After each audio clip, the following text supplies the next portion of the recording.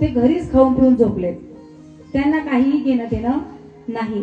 त्यांना हे कळलं नाही की देवाने फक्त हा जन्म आपल्याला खाऊन पिऊन झोपण्यासाठी दिलेला नाही, भोजनासाठी नाही, भजनासाठी सुद्धा दिला आहे.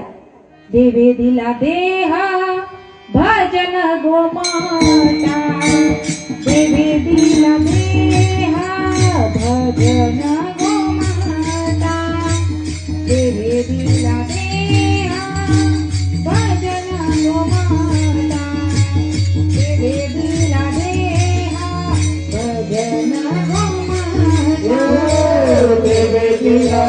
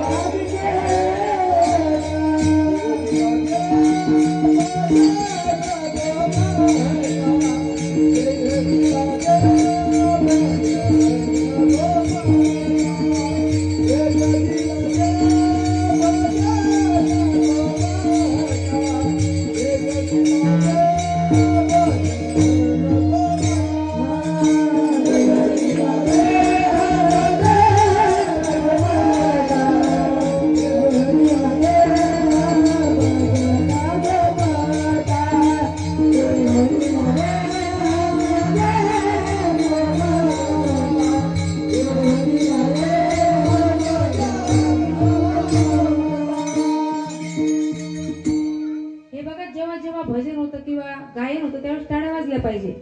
आता बघा गावोगावी सप्ते होतात, तिथं बसायला खाली बसावं लागतं, तरी सुद्धा टाळ्या वाजणं सुरू असतं. आपण आरामाने खुर्चीवर बसलोय, मग टाळ्या वाजवायला काही हरकत आहे का? पण असं नाही ना, आपल्या पाचोरामध्ये सप्ते होतात, कीर्तन होतात, कथा होतात, सगळं माहिती तुम्हाला. मग सांगण्याची गरज नको. जेव्हा जेव्हा नामस्मरण होतं तेव्हा तेव्हा टाळी वाजली पाहिजे. विठ्ठल विठ्ठल.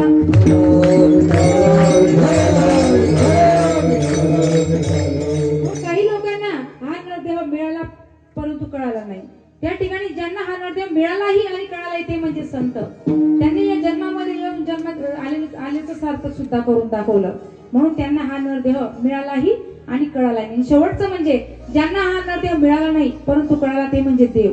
आता देवांना अपेक्षा होती या नरदेहाची. स्वर्गीचे अमर इच्छिता ती देवा, स्वर्गीचे अमर इच्छिता ती देवा, मृत्यूलोकी व्हावा जन्मा,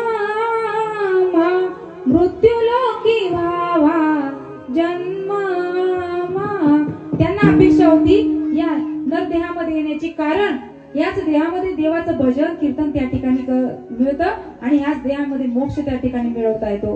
म्हणून त्यांना हा नरदेव मिळालाही आणि कळालाही. विठ्ठल विठ्ठल.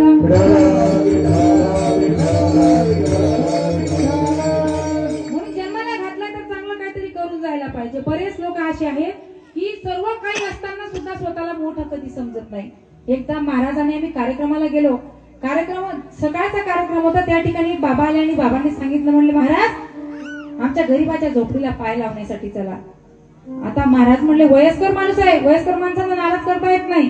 त्या ठिकाणी महाराज म्हटले की आपण 5 मिनिटं बाबांकडे जावं. बाबांच्या घरी बाबांच्या मागे मागे आम्ही जायला लागलो आणि घराजवळ आलो. त्या ठिकाणी भला मोठा बंगला दिसला. आता आम्हाला असं वाटलं बाबा या बंगल्यामध्ये कामाला असतील. बंगल्याजवळ गेलो आणि बाबा बंगल्याजवळ उभे राहिले आणि सांगतात की महाराज ही माझ्या गरीबाची झोपडी आहे. आम्ही तो बंगला पाहून आश्चर्यचकित झालो. बाबाची जर एवढा मोठा बंगल्याला बाबा झोपडी म्हणतात तर आपलं घर काय असेल. बाबा घरामध्ये घेऊन गेले. बाबांनी एक एक रूम दाखवायला सुरुवात केली. बाबा सांगायला लागले महाराज this is my hall, this is my bedroom, this is my kitchen room. बाबांनी सुरुवात केली आणि बाबा बेडरूम पर्यंत घेऊन गेले सांगतात, म्हणले बाथरूम पर्यंत घेऊन गेले सांगतात, म्हणले Maharaj this is my bathroom. याला बनवायला फक्त 26.5 लाख रुपये लागले. आणि परत बोलता बोलता बाबा हॉल मध्ये आले आणि सांगतात म्हणले महाराज हा 4.5 कोटीचा बंगला आहे, बाथरूम बनवायला 26.5 लाख रुपये लागले. पण आम्ही न राहता बाबांना एक प्रश्न केला, म्हटलं बाबा तुम्ही सांगतायत ते खरं आहे, 4.5 कोटीचा बंगला बांधलेला आहे, 26.5 लाखाचं बाथरूम आहे, पण तुमची शेवटची आंघोळ कुठे होणार? मला सांगा, कितीही जमवा, कितीही मोठा बाथरूम बांधा, पण आंघोळ कुठे होते? शेवटची बाथरूम मध्ये होते का? बरं मला सांगा, इथं सर्व एज्युकेटेड लोक आहेत, सगळे पैसेवाले, सगळ्यांचे बंगले, मग मला सांगा ज्यांनी कष्ट करून करून बंगला बांधला त्यांच्या मुलांनी बंगल्यात तर जळून टाकलं का त्यांना मेले तेव्हा? आयुष्यभर काबाड कष्ट करतात, बिघेचे 10 बिघे जमवतात, समोरच्या व्यक्तीला तुच्छ समजतात, गरीबाला गरीब आहे, मी श्रीमंत आहे, माझ्याकडे जे आहे ते याच्याकडे नाही. बऱ्याच लोकांना अहंकार असतो.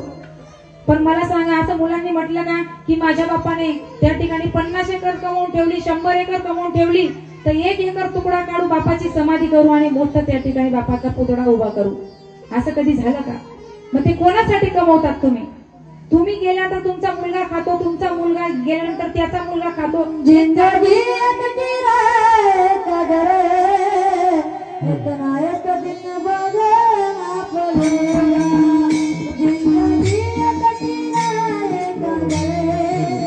इतना एक दिन बदलना पड़ेगा,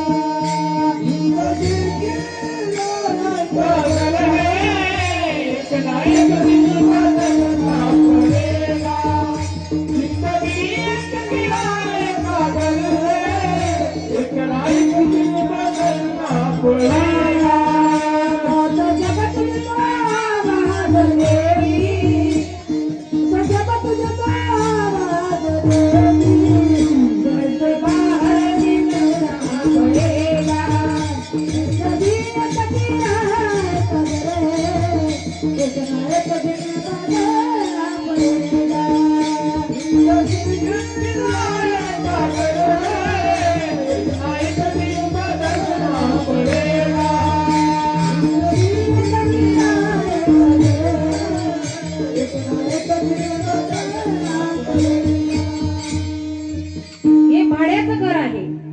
त्याच्यावर अहंकार करू नका, कधीतरी ते खाली करायचंच आहे.